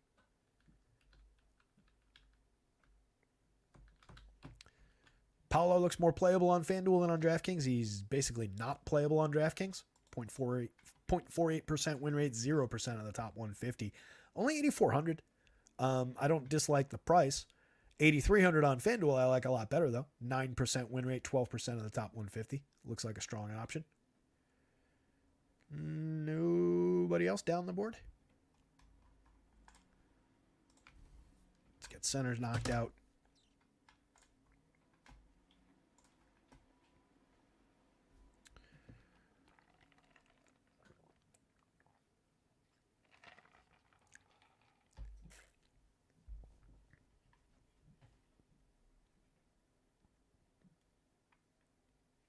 Thanks, Mamba. I just see Mamba answered the PJ question. Ricky Lee, Yankees is very good this year. Absolutely, buddy. We were talking about that a little bit earlier. I've got a bet. I'm not a big sports bettor. Obviously, I play a lot of DFS, but I don't throw in tons of props or I'm not betting games every day or anything like that, like some of the other guys in the industry. But I do have a little wager on my Yankees World Series number just because I got a good price on it when they signed Soto. But yeah, I love the lineup. I think they probably need to add a Blake Snell type pitcher, which is obviously a huge luxury to add to a rotation. They're talking to him still. He didn't initially sign here. But I think people are wildly underrating Anthony Rizzo for one in the middle of that lineup. Anthony Rizzo is a fantastic hitter who is, for his entire career, been basically pretty underrated. Was having a tremendous start to the season last year and then got concussed and played the rest of the season with post-concussion syndrome. Kind of undiagnosed post-concussion syndrome until late in the season. And when they finally figured out what was going on, they actually measured like his reaction time against his reaction time at the beginning of the season, and it was off by like 0.02 of a second. Which is just like, that's the universe if you're trying to hit a baseball. And it's probably a smaller number than that. Whatever, 2 milliseconds, right? Not 200ths of a second. That's a lot. But it was off by a measurable amount. Anthony Rizzo, by all accounts, is healthy, no longer suffering post-concussion syndrome. I expect a very, very good season from him. Who knows what we're going to get from Stanton? Gleyber Torres is another guy who was ridiculously underrated last year. Had a really strong season last year. Improved a lot of his numbers. And just kind of under-discussed. Still a young player, too. I really hope they keep Gleyber. He's in a free agent year this year. Aaron Judge, obviously one of the best home run hitters in the game, one of the best overall hitters in the game, fantastic on base, OPS, etc. And then adding Juan Soto to that equation, just take everything I just said about Judge and just make a copy of it, give him a better ability to get on base, similar power, and put him on the left side. I mean, it's a luxury. So yeah, really excited. I think a lot hinges on how Boone decides to go about these lineups. He's talking about DJ LeMahieu in the leadoff spot, which if it's DJ LeMahieu from a few years ago, that's fine. If it's the modern last couple of years of the version of DJ LeMahieu, might be a little bit more problematic, but we'll see. But yeah, any team with that kind of a structure. And then on the pitching side, still got Garrett Cole, Nestor coming back. The guy that I think is another one that just people are just sleeping on, Carlos Rodon. I know he was tragically bad last year, but he was hurt. He had all kinds of issues, and he's been that guy throughout his career. But there's major upside there. That's a slightly less than Cy Young caliber lefty when he's going right. Not a bad option to have in like a underappreciated comeback kind of a sense. So yes, Ricky, Yankees potentially very, very good this year. But competitive league this year. Very competitive league. Going to be tough to win the series this year. And baseball's a long season, so we'll see where it goes. Looking forward to it starting, though. Taking a look at some of these centers as we come up on 5:45. Joker's here to tell me it's dinner time. Collins, we talked about at the top of the board, or at the top of the show, 21.3% winner, 34% of the top 150 on FanDuel, 22% winner, 18% of the top 150 on DraftKings. Looks like a pretty good option. Power forward and center eligible on both sites. We'll probably get a lot of them at power forward next to guys like Vooch, but Vooch has power forward eligibility. Look at all these guys. The top 5 guys by win rate at the center position all have power forward eligibility on DraftKings. So we will probably just see a very big mix of these guys between power forward, forward, and center. With some of these sprinkled in, like Kuzma will actually steal some of those additional shares. He's a center-only option. Jared Allen maybe sees a few. He's playable. Looks like he's a little bit probably popular right around that win rate. So you can get to Jared Allen around the public. On FanDuel, he looks a little better. 16.5% winner. 18.6% of the top 150. One of like just 2 or 3 playable parts from that game. Rudy Gobert took a little jump with no cat. 10.6% win rate. 19% of the top 150 on FanDuel. 7% win rate, 10% of the top 150 on DraftKings. 7,600, 7,800, not a bad center-only option. I like that we're getting more of them on FanDuel against that win rate. Let's see where his public popularity is. Easily playable. We're not quite double the exposure on Rudy Gobert on FanDuel, but we're approaching it, and I don't dislike that. It's an interesting spot. On DraftKings, it's probably right around that level. Yep. Right in line with the field, basically, on DraftKings. PJ, we talked about Nas, 5,800 center, power forward. You know, you like to remember the old days with Nas, where it was like, all right, Nas steps into minutes, he's going to be too low priced, and he's going to be like in 80% of our lineups. We're not really there. He's been at 0.99 per minute for the season. Playing 22 a night, jumped him up to like 26 tonight, 5,800. He's just priced for like that upside. He's priced for those nights where he plays into the mid-20s and shows that upside. So not really crashing the top of the board. But that said, I wouldn't be totally shocked if Nas has a day. We're also down from 1.18 last year to this 0.99 level. So there's also been a downturn in the output. But that guy didn't completely go away. So if that old version of him shows up for a night, you could have a day. Just 1% across the board on DraftKings looks a little better than that on FanDuel, but against the popularity, not so much. That said, the popularity is in the single digits, so it's perfectly fine if you grab a few shares. If you want to go up to about that win rate, that's fine.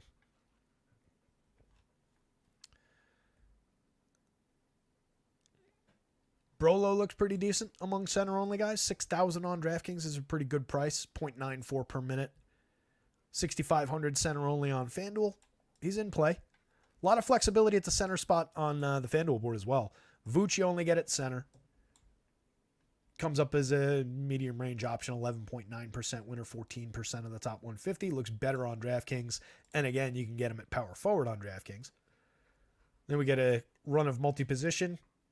Porzingis, Draymond, Kuzma. Again, this will go up a little for Kuz on FanDuel, but it's not going to look nearly as good as he will on DraftKings. Giannis only at power forward on the FanDuel slate. Given the center eligibility on DraftKings, does make him somewhat interesting. But again, the stars, the super pay-up stars, not really hitting the board all that hard. But if you can create enough value, if you decide to leverage a option like Gary Payton, I do think that lets you get to these guys in rates exceeding what we might see here. It changes the overall expectation for what that lineup's going to look like. What that you're playing into an angle that's not necessarily reflected in these results, if that makes sense. Because, like I said, in that situation, it would all hinge on Gary Payton picking up those additional 4 to 6 minutes. If he does, that changes it where now all of a sudden that play shoots up in trajectory and it allows you to afford Giannis. So it would carry that star player along with it to higher rates. It could also, if you resimmed it, giving him those minutes, it could be a situation where it just creates more opportunity for mid-range, $8,100, $9,000 type guys. It might not go directly to Giannis, to Luka, but it does create that room, so you could go in that direction, I guess is the point. So it's just about leveraging that play properly if you decide to make it. But that's how you get to like a Giannis in excess of the field, I think. Bruno Fernando, not really getting there. 4,600 low end projection. 3,800, kind of meh. Not a lot to talk about at center. Now, as we touched on, Wemby we've talked about a few times. Bobby Portis not really hitting. A little bit on DraftKings, 3% across the board for 5,400 power forward center at 63. FanDuel's just got him priced for those Bobby Portis days. Kind of like what they're doing with Nas. Reed, no. Kessler, no. Darren Sharp, a little bit maybe, but not really that many minutes. Nobody on the DraftKings side. Capella, 5% win rate, 2.6%. It's at least a name, but kind of a low-end option at this point. It's really concentrated among the big men.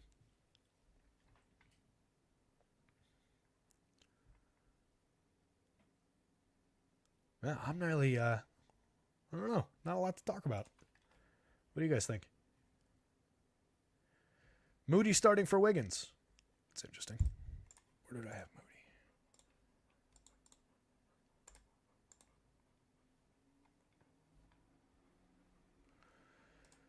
That's going to change that one. And he's 3,000. So take everything I said about Gary Payton and give it to Moody. 3,800 on FanDuel, 3,000 on DraftKings.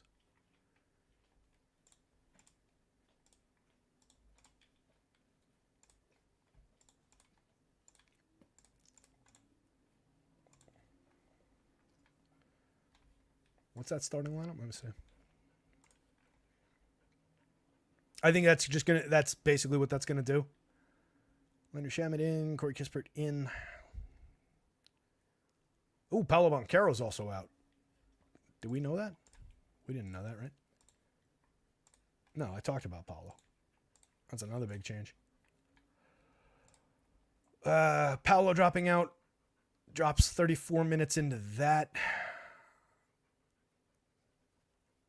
Probably a couple additional for Wendell. A couple additional for Mo.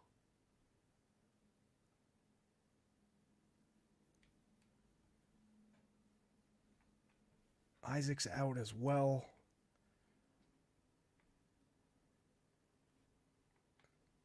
Yeah, I had to think that one through. Because those minutes are all over the place in the low 20s and the teens on that team already. But that'll be another impact. No Paulo. What was I talking about? So, Moody. Yeah, that's going to definitely shake that situation up.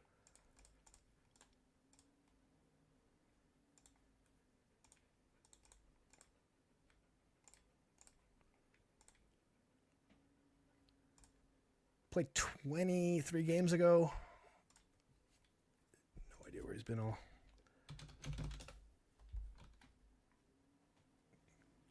Golden State.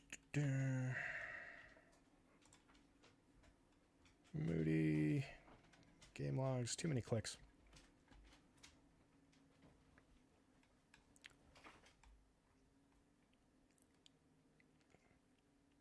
It's been a minute since he's gotten a start. Last start came on December 2nd.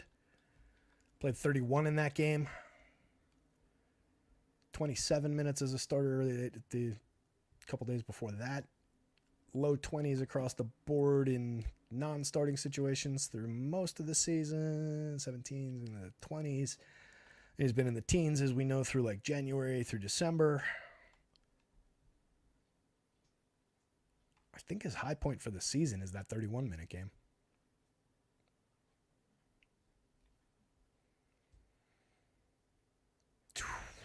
I mean, regardless, 24, 26, something like that. Going to put him firmly on the board at 3,000.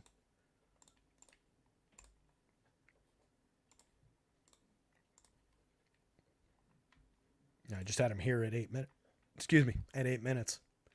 But we are going to get a big jump.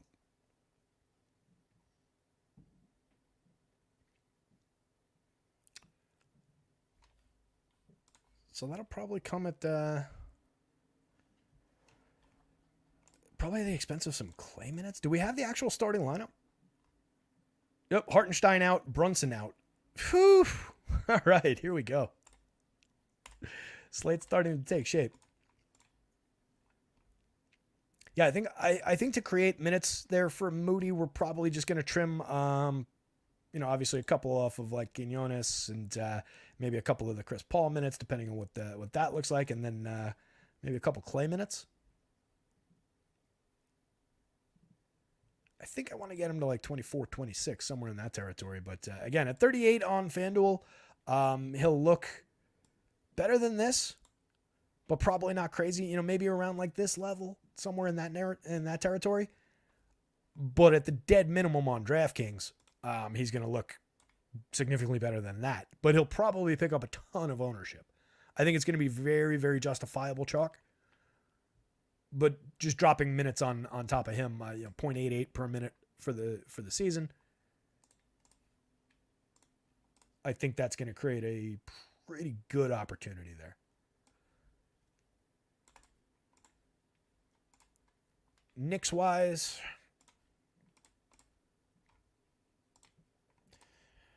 the hell are the Knicks going to do? All right, no Jalen, no Hartenstein.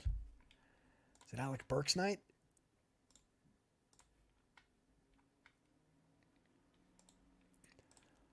So Hart's going to play like 40. Precious will play like 40.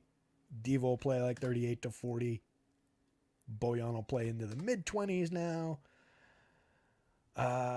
Sims will play into the mid-20s now. I feel like Burks probably picks that up. Tibbs has gone to Deuce McBride when they've needed defense, but I think in this situation where he needs to, kind of trust his primary ball handler, I got to think that's Burks. Let's drop that. Where does that put us? Let's go here. Let's go to 24 there. This is Tibbs. That probably becomes...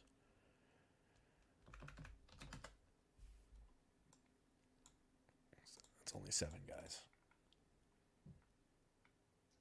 He's out. I got to check who's with the team between like Jacob Chop and Charlie Brown, Dwayne Washington, and so on. But that's going to create another one of these Knicks crunches. Right now, I've projected out just on the fly, just spreading some of those minutes around, and I'm at 228 total for the team across 7 guys. That's Hart, Precious, Devo, Bojan, Sims, Burks, and Deuce McBride. None of these other guys are going to become relevant. There probably will be an 8th man in the group that sees the floor tonight. But Tibbs is a lunatic, so there might not. Yeah, I think this is going to create Alec Burks night. I got to suspect. Keep an eye on what the starting lineup is. If you get Burks, he's going to look very, very good. Just what I'm seeing here, just on the on the fly. If you give him like 30, even 28, he looks pretty good at 4,900 point guard shooting guard on FanDuel, 5,100 point guard shooting guard on DraftKings. Deuce is 4,500 on DraftKings, 4,400 on FanDuel, point guard only on the blue side, point guard shooting guard on DraftKings. Probably a little bit more utility even with the higher price on DraftKings where you can flex him. But I don't know how much we necessarily get to unless he lands in that starting lineup. If he's in the starting lineup and we get him into the high 20s, the 30-minute range, he becomes a little bit more playable. Not the best per-minute guy, though. Falls into that category of Knicks that's, defensively oriented guy. Needs to knock down some of his threes to provide any kind of real relevance.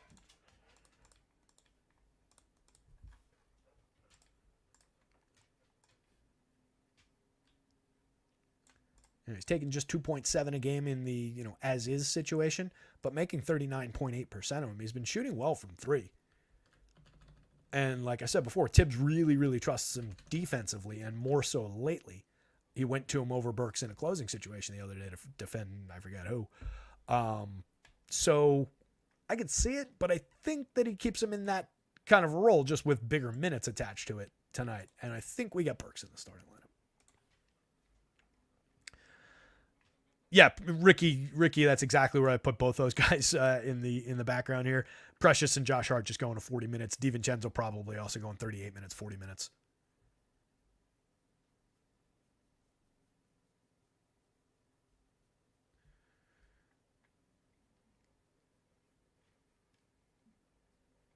What else is going on?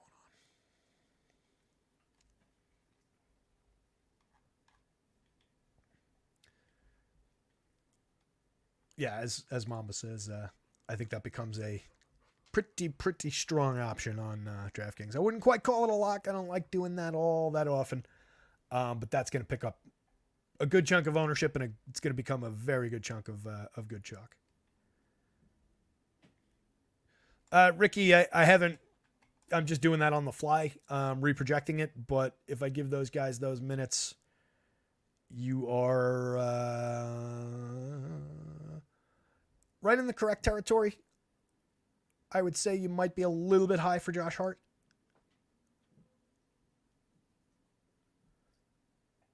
Probably right about accurate for Precious. You might be a couple points high for Josh Hart, but that's the back and forth of Josh Hart, right? I talk about it whenever I bring him up. He is very good on the court. He's a very good basketball player for DFS purposes. We do need him to be making those shots. He's been taking more. His usage has gone up from the whatever it is for the season that's on the screen there in front of you. From the 12-8 for the season when we looked at it, I think yesterday, for the last month and change, he's been in like the 15% range.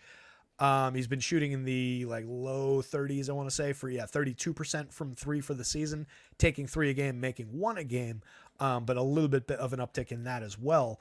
And obviously anybody, when we're talking about 40 minutes of upside, there's definite expectation where I had him at 32. if I change this, I had him at 32 points in 38 minutes. If I change that to 40 minutes, he's not going to jump to like 38 points, but he gets to like 35. And I don't think you're necessarily, it's, that's the give and take of it. I don't think that it's wrong to have him at 38. I just think it's a little high.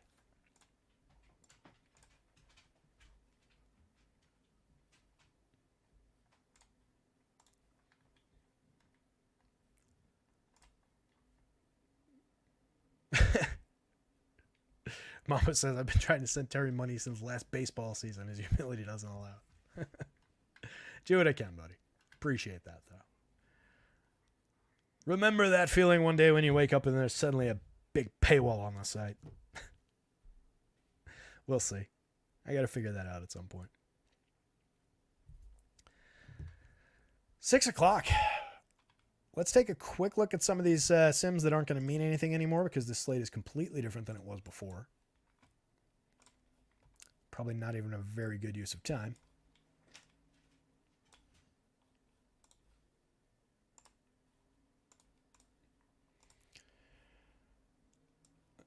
So, as we've done before, we now have the clue version of this. This is what might have happened. This is what could have happened. But the actual answers are going to be completely different. I still expect we'll see a lot of Kyle Anderson. We will definitely see a lot of Mo Moody over here, replacing like all these Landry Shamet, Tyus Jones, all those types. We'll probably lose some of the Mike Conley from the mid-range, although he might hold on to some of his value at guard at util. Bogdan probably clings to some of his value. I think we'll see some more high-end names in here. This was pretty balanced earlier, but that's off the table now. Now it's going to be pretty Starsy Scrubsy. So I think that's going to create room where we'll see an uptick for the Giannis's of the world. Giannis was looking better than Luka on DraftKings, so I think we see a bit of an additional uptick for him. I think there will be an enhanced ability to get to Luka. Edwards is going to continue to look very, very good. DeRozan will look decent. KP was looking very good on DraftKings and will continue to. Cam Johnson will be an interesting one. Another guy from like that mid-range who was looked valuable before, but not necessarily so anymore. We'll see where that one falls. If I get a chance, I'll try and actually, no, I'm probably not going to have time. No promises. If you're in the Discord and you happen to see me drop in a resim of this, enjoy it. I'll see what I can do, but no promises there. Just because I'm thinking about how many of these updates I'm going to have to do and then lineups. Yeah, I mean, these are so not relevant anymore. This is where we were. This is everything we've talked about already, but just to put it in like a different kind of format for summary. This is your top 150. This is your win probability per player. It's all the numbers we've been talking about through the show. But again, everything is completely different. And now for something completely different. Monty Python. Siege is out.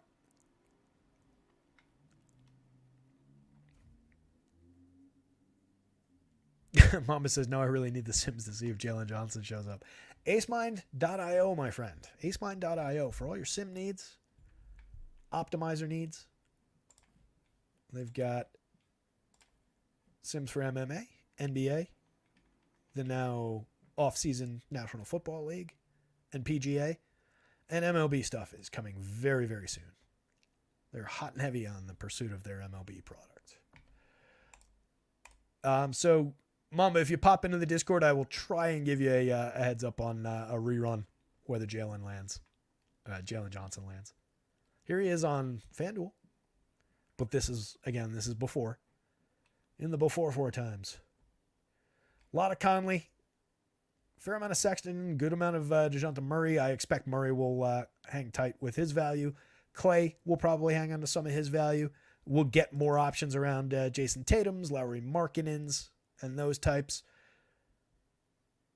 Slow-mo will probably still be valuable from the medium kind of price point. The center plays probably stay roughly like this. I don't think there's a big pay-up center, right?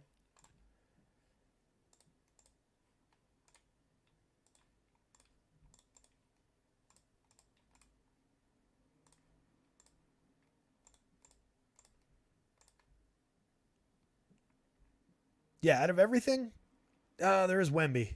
Forgot about Wemby. We might see a little bit more Wemby now on FanDuel, actually. Might see a little bit more of him on DraftKings, too. He's only 99 over there. He might be one that rides this value wave a little bit. He's the only additionally expensive center eligible player on FanDuel who's not already showing up here. So either we just get like an enhanced version of this where like maybe the Dayrons go by the wayside. We just get more of Claxton, Gobert, Jared Allen, maybe a little bit of PJ and some Brolo. Or, and Porzingis would be on that list. John Collins, obviously. Or it might inject 10% of Wemby into the scenario here, which I wouldn't completely mind. These slates are very different than they were when this show started, though. Nearly 2 hours ago now. Holy hell. Ricky can't wait for Gobert to sit. Oh, please don't do that to me. That would be messy. That would probably create Nas Day. I would have to think. But yeah, that'll be messy. Slow-mo would be infinitely valuable. Nas. Let's not talk about it. Let's not try and conjure that one into existence. I'm going to get out of here, guys. I'm going to go update the site. 6:15, 6:20, somewhere around there. The site will be updated. We'll get some lineups built. We'll get this thing entered. And then we'll have some dinner. And we're going to go crash and just take it easy for the rest of the night. Back tomorrow for whatever the slate looks like. And yeah, that's that. Good luck out there, guys. Somebody go win something tonight. I'll see you tomorrow.